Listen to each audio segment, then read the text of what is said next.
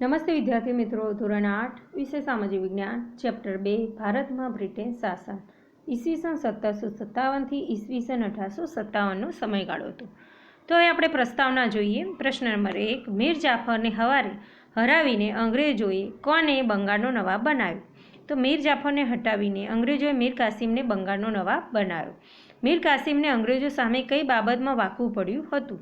તો મીર કાસિમને બંગાળના કરમુક્ત ખાનગી વ્યાપાર કરવાની બાબતમાં અંગ્રેજો સામે વાકવું પડ્યું હતું. ત્રીજો પ્રશ્ન છે, બક્સરના યુદ્ધમાં મીર કાસિમની જીત થઈ હતી? તો ખોટું. બક્સરના યુદ્ધના પરિણામે કયા ફેરફારો થયા? તો બક્સરના યુદ્ધમાં મીર કાસિમ, અવધના નવાબ, મુઘલ સેનાની હાર થઈ, અંગ્રેજોની જીત થઈ. આ યુદ્ધના પરિણામે બંગાળમાંથી મીર કાસિમને સત્તા ગઈ.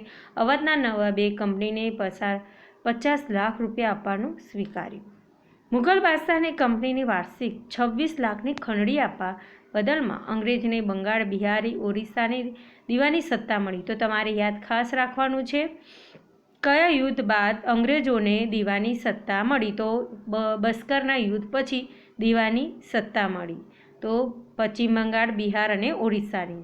ભારતમાં અંગ્રેજની રાજકીય સત્તા શરૂ થઈ. પાંચમો પ્રશ્ન છે, કયા યુદ્ધના વિજયથી અંગ્રેજોએ બંગાળમાં મહેસૂલ ઉઘરાવવાની સત્તા મળી? તો બક્સરના યુદ્ધના વિજયથી અંગ્રેજોને બંગાળ ઉપરાંત બિહાર, ઓરિસ્સામાં મહેસૂલ ઉઘરાવવાની સત્તા મળી. છઠ્ઠો પ્રશ્ન છે, ઈસ્ટ ઇન્ડિયા કંપની ખાલી જગ્યા બંગાળની દીવાની સત્તા આપી? તો મુઘલ બાદશાહે. હવે આપણે મહેસૂલ પદ્ધતિ જોઈએ. ભારતમાં કયા ગવર્નર જનરલના સમયમાં કાયમી જમાબંધી દાખલ કરવામાં આવી? તો ગવર્નર કોર્નવોલિસના સમયમાં ભારતમાં કાયમી જમાબંધી દાખલ કરવામાં આવી. આઠમો પ્રશ્ન છે, કાયમી જમાબંધીમાં કઈ બાબતો મુખ્ય હતી? તો કાયમી જમાબંધીમાં જમીનદારને જમીનના અને જમીન મહેસૂલના હક આપવામાં આવ્યા. જમીનદારોને સરકારના એજન્ટ તરીકે કામ કરવાનું હતું. જમીનદારને ખેડૂતો પાસેથી મહેસૂલ ઉઘરાવવાની, તેના નવા ભાર સરકારને 9મો જે ભાગ હોય સરકારને જમા કરાવવાનો, 10મો ભાગ મહેતાણા તરીકે પોતાની પાસે રાખવાનો હતો. 9મો પ્રશ્ન છે, કાયમી જમાબંધી જમીનદારને મહેસૂલનો ખાલી જગ્યા ભાગ જમા કરવાનો, જ્યારે ખાલી જગ્યા ભાર પોતાની પાસે રાખવાનો છે. તો બી જવાબ છે 9મો જમા કરવાનો અને 10મો પોતાની પાસે રાખવાનો. 10મો પ્રશ્ન છે, કાયમી જમાબંધીના કારણે ખેડૂતોનું શોષણ થતું અટક્યું? તો ખોટું. 11મો પ્રશ્ન છે, કાયમી જમાબંધીમાં ખેડૂતોનું શોષણ કેવી રીતે થયું હતું? તો કાયમી જમાબંધીમાં અંગ્રેજોએ જમીનદારોને જમીન મહેસૂલના હક આપ્યા. જમીનદારોને નિશ્ચિત કરેલું મહેસૂલ કંપનીમાં જમા કરાવવાનું રહ્યું. પરિણામે જમીનદારો ખેડૂત ઉપર જુલમ કરી પણ મહેસૂલ વસૂલ કરતા હતા. વળી સરકારે ખેડૂતોને પક્ષ લેવાને બદલે જમીનદારોની તરફેણ કરી હતી. સખત મહેનત કરતા અને ખેડૂતને પાક નિષ્ફળ જાય તો પણ મહેસૂલ ભરવું પડતું. પરિણામે બંગાળને ખેડૂત કાયમી જમાબંધીને કારણે કંગાલ બનતો ગયો.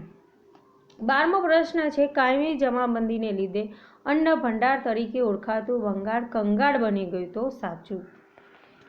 13મો પ્રશ્ન છે, ઈસવીસન 1820માં કયા બે પ્રાંતોમાં રૈયતવારી પદ્ધતિ લાગુ કરવામાં આવી? તો બી પ્રશ્ન છે, મુંબઈ અને ચેન્નઈ, મદ્રાસમાં રૈયતવારી પદ્ધતિ શરૂ કરવામાં આવી.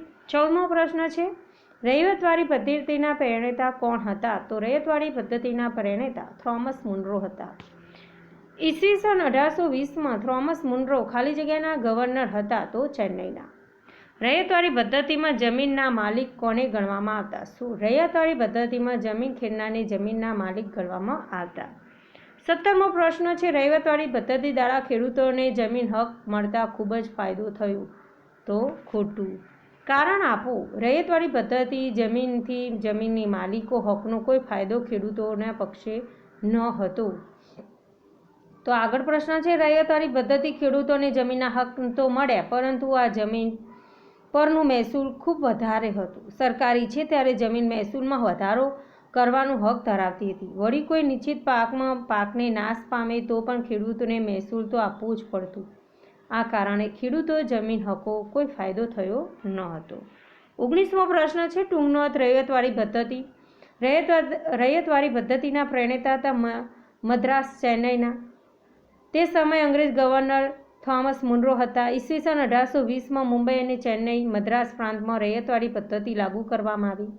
આ પદ્ધતિમાં જમીન ખેડનારને જમીનનો માલિક બનાવવામાં આવ્યો, પરંતુ આ સંઘ સરકારની શરત મુજબ ખેડૂતોને જમીન મહેસૂલ ચૂકવવાનું હતું. આ પ્રથાથી જમીનને માલિકી હકનો કોઈ ફાયદો થયો નહીં. ખેડૂતોને થતો ન હતો. આમ થવાના મુખ્ય 3 કારણ છે. જમીનનું વધારે પડતું મહેસૂલ. બીજું, સરકાર ઈચ્છે ત્યારે મહેસૂલમાં વધારો કરવાનો હક ધરાવતી હતી.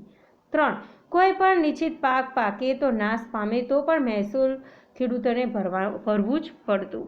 20મો પ્રશ્ન છે, મહાલવારી પદ્ધતિ અમલ ક્યારે કરવામાં આવી? તો મહાલવારી પદ્ધતિ અમલ ઉત્તર પશ્ચિમ પ્રાંત અને મધ્ય ભારતના કેટલાક પ્રદેશોમાં થતો. મને ઓળખો.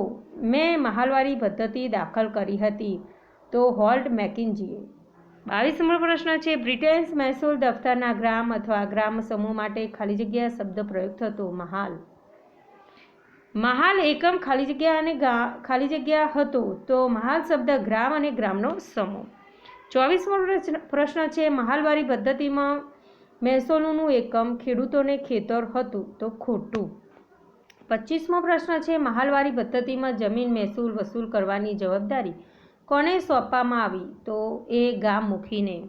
મહાલવારી પદ્ધતિ 1822માં અંગ્રેજ અધિકારી હોલ્ટ મેકિન્ઝીએ મહાલવારી પદ્ધતિ દાખલ કરી. આ પદ્ધતિનો અમલ ઉત્તર પશ્ચિમ પ્રાંત અને મધ્ય ભારતના કેટલાક પ્રદેશોમાં થયો હતો. બ્રિટન મહેસૂલી દફતરના ગ્રામ અને ગ્રામના સમૂહ માટે મહાલ શબ્દ વપરાતો હતો. મહાલનું એકમ ગ્રામ અને ગ્રામનો સમૂહ હતું. આ પદ્ધતિ મહેસૂલનું એકમ ખેડૂતોનું ખેતર નહીં પરંતુ સમગ્ર ગ્રામ કે ગ્રામની જમીનનો સમૂહ હતું. આ પદ્ધતિ ગામનું સર્વેક્ષણ કરી ખેતર અને ખેતરોના ઉત્પાદનની આવકને ધ્યાનમાં લઈ જમીન મહેસૂલ નક્કી કરવામાં આવતી. પરિણામે આ પદ્ધતિ મહાલવારી પદ્ધતિ તરીકે ઓળખાઈ. આ પદ્ધતિમાં મહેસૂલ વસૂલ કરવાની જવાબદારી ગામના મુખીને સોંપવામાં આવતી હતી.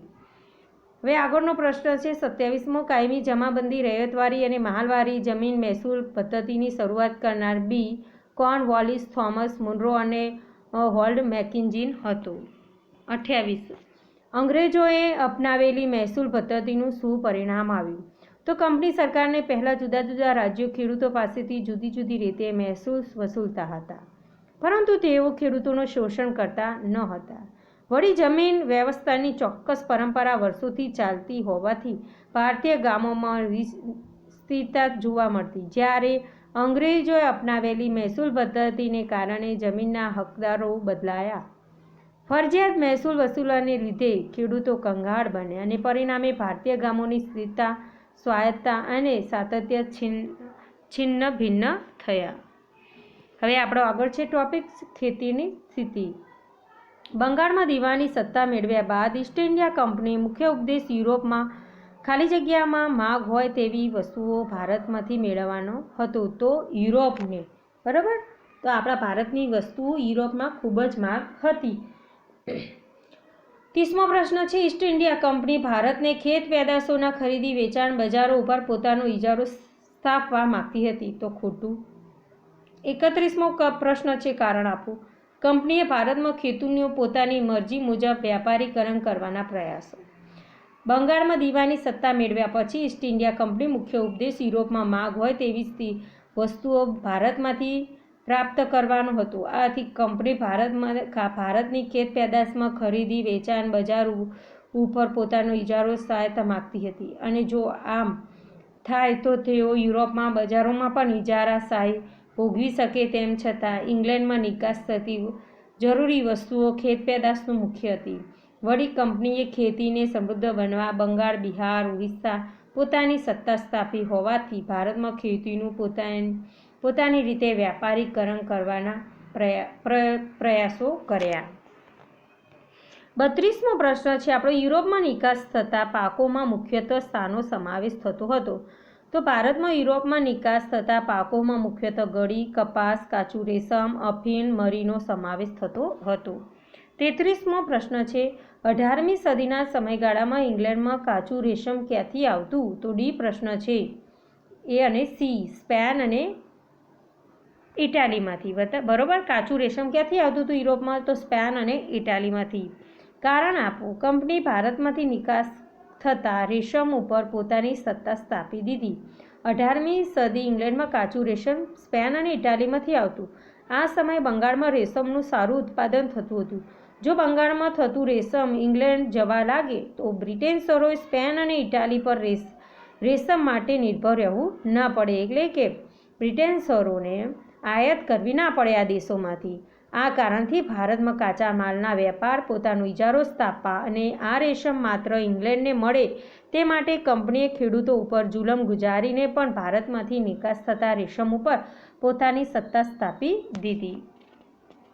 19મી સદીમાં અંત સુધી બંગાળમાં ઉત્પાદન થતું કાચું રેશમ માત્ર ઇંગ્લેન્ડમાં નિકાસ થવા લાગ્યું તો સાચો.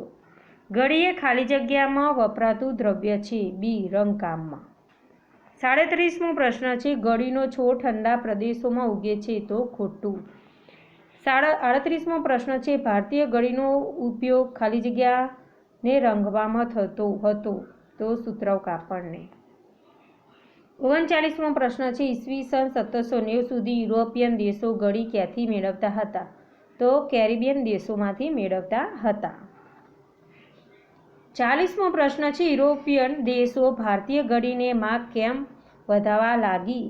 ગળીનો ઉપયોગ સુતરાઉ કાપડને રંગવામાં થતો હતો. વળી ભારતીય ગળીનો રંગ કાપડ ઉપર ચમકતો હતો. તેવી રીતે ઉપસવતો હતો કે યુરોપિયન દેશ 1790 સુધી કેરેબિયન દેશોમાંથી ગળીનો પુરવઠો મેળવતા હતા, પરંતુ તેનું ઉત્પાદન ઘટી જવાથી યુરોપિયન દેશો ભારતીય ગળીની માંગ વધવા લાગી. અંગ્રેજો ભારતમાં પોતાની હુકૂમત હેઠળના પ્રદેશો ખાલી જગ્યાને વસાવી ગળીનું ઉત્પાદન વધારવા લાગ્યા તો સી. યુરોપિયનો. 42. ભારતમાં ગળી ઉત્પાદનની કેટલી પ્રથાઓ છે? 2 જવાબ છે બી અને 2 જવાબ. ભારતમાં ગળી ઉત્પાદન પ્રથાની વિશેષ જણાવ તો 2 જે છે પ્રથાઓ, નીજ અને રૈયતી. હવે આપણે જોઈએ નીજ પ્રથા. આ પ્રથા ખેડૂતો પોતે જ પોતાના હળ, બળદ અને ઓજારોનો ઉપયોગ કરી ગળીની ખેતી કરતા. જ્યારે કાચો માલ તૈયાર થાય ત્યારે ગળીનું છોડ કાપીને ગળીના કારખાનામાં પહોંચાડવામાં આવતો. રૈયતવાળી પ્રથા છે. આ પ્રથામાં ખેડૂત પોતાની જમીન ઉપર ગળીનું વાવેતર કરતો. તૈયાર થાય ત્યારે બાંધ્યા ભાવે કારખાનેદારને વેચતો. આ પદ્ધતિમાં કારણોસર કારખાનેદાર ખેડૂતોને લોન ધીરતો, જેનો ઉપયોગ ખેડૂતો ખેતી માટે કરતો. મોટા ભાગનું ઉત્પાદન રૈયત પ્રથામાં થતું, કારણ કે ગળીના ઉત્પાદનમાં તે વધુ લાભદાયક હતું.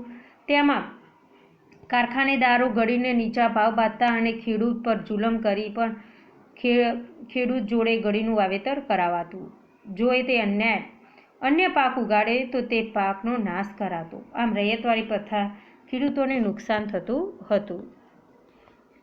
44મો પ્રશ્ન છે, કંપનીના શાસન ગળીનું વાવેતર કરનાર ખેડૂતને ફરિયાદ યોગ્ય રીતે સાંભળતા હતા તો ખોટું. યોગ્ય રીતે ફરિયાદો સાંભળતા ન હતા. ગળીના રમખાણો કયા વર્ષે થયા હતા તો એ છે 1859 અને 60માં. કારણ આપો. ઈસવીસન 1859-60માં ભારતમાં વ્યાપક પ્રકારમાં ગળીના રમખાણો થયા. ભારતમાં ગળીનું મોટા પ્રમાણમાં ઉત્પાદન રૈયતવાળી પ્રથાથી થતું હતું, જે આપણે આગળ જોયું. ગળીના ઉત્પાદક પોતાના ફાયદા માટે જોર જુલમથી ખેડૂતોને જોડે ગળીનું વાવેતર કરવામાં આવતું. ખેડૂતો પર ઉત્પાદનની ધાક જમાવી રાખવા કંપનીના મળિયાદાઓએ અનેક પ્રકારની ગેરનીતિઓ આચરતા, ખોટા હિસાબો રાખતા અને ખેડૂતો પાસે ફરજિયાત ગળીનું વાવેતર કરાવતા. કંપની શાસકો, અમલદારો અને ગળીના ઉત્પાદકો એકબીજા સાથે મળેલા હોવાથી કંપની શાસકો, અમલદારો ખેડૂતોને ફરિયાદ સાંભળતા નહોતા. આ અસંતોષને કારણે ભારતમાં ગળીના રમખાણો થયા. 47. પૂર્વ ભારત ગળી, પશ્ચિમ ભારત તો કપાસ. 48મો પ્રશ્ન છે, ઈસવીસન 1780ના દાયકામાં ચીન અને ભારત કપાસ ઉત્પાદન કરતા પ્રદેશો પર કોનો અંકુશ હતો?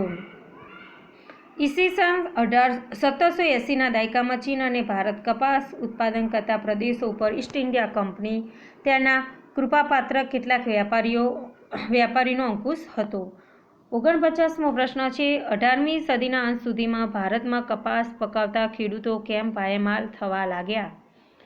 તો ઈસવીસન 1880ના દાયકામાં ભારતમાં કપાસ ઉત્પાદન કરતા પ્રદેશોમાં ઈસ્ટ ઇન્ડિયા અને તેના કૃપાપાત્ર કેટલાક વેપારીઓ અંકુશ હતો. આથી તે કંપની ખેડૂતોને તે વખતે બજાર ભાવ કરતાં ઓછા ભાવે કપાસ વેચવા ફરજ પાડતા. પરિણામે ખેડૂતોને કપાસના યોગ્ય ભાવ ન મળતા તેઓ પાયમાલ થવા લાગ્યા. 50મો પ્રશ્ન છે 18મી સદીના ભારતના મહત્ત્વના વેપારી પાકો જણાવો. તો 18મી સદીના ભારતમાં મહત્ત્વના પાકો ગળી, કાચું રેશમ, કપાસ, શેરડી, ચા, અફીણ, મરી, ગરમ મસાલા હતા. 51મો આપણો પ્રશ્ન છે 18મી સદીમાં ભારતમાં ખેતીની સ્થિતિ કેવી હતી? કેમ? તો 18મી સદીના ઉત્તરાર્ધમાં અંગ્રેજોએ ભારતના કેટલાક પ્રદેશોમાં દીવાની સત્તા મેળવી હતી. અંગ્રેજોએ ભારતમાં શાસન આવ્યું ત્યાર સુધી ભારતના ખેડૂતો અને ખેતી બંને સમૃદ્ધ હતા. ખેડૂતો પોતાની જરૂરિયાત મુજબ ખેતી કરતા અને સારું વળતર મેળવતા. જ્યારે કંપની શાસન દરમિયાન અંગ્રેજોએ વ્યાપારી પાકોને નીચા ભાવે ખરીદવા પોતાની રાજકીય સત્તાઓનો દુરુપયોગ કરતા. ખેડૂતોને વાવેતર માટે અગાઉથી ધિરાણ આપવામાં આવતું. ખેડૂતોને દેવાદાર બન્યા પછી તેમની પાસેથી નીચા ભાવે વેપારી પાકો ખરીદવામાં આવતા. ઇંગ્લેન્ડના ઉદ્યોગને સમૃદ્ધ કરવા જોઈતા કાચા માલની ખેતી પણ કરાવાતી. વ્યાપારી ભારે નફો મેળવતા અને ખેડૂતો આર્થિક પાયમાલ થતા. 18મી સદીના અંતમાં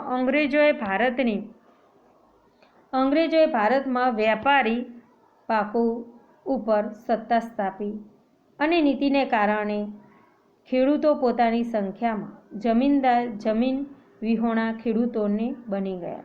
તો વિદ્યાર્થી મિત્રો, જનજાતિની સ્થિતિ, જનજાતિની પ્રવૃત્તિઓ, બરાબર, તો આ બધાનું તમારે વાંચન કરવાનું રહેશે. જય હિન્દ વિદ્યાર્થી મિત્રો.